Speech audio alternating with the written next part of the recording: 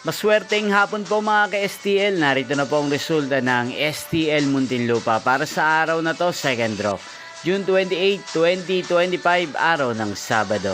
Naway ang mga natayan niyo po mga numero kanina ay manalo nawa ngayong hapong ito, 4 PM. Kaya't kunin niyo na po ang inyong mga ticket.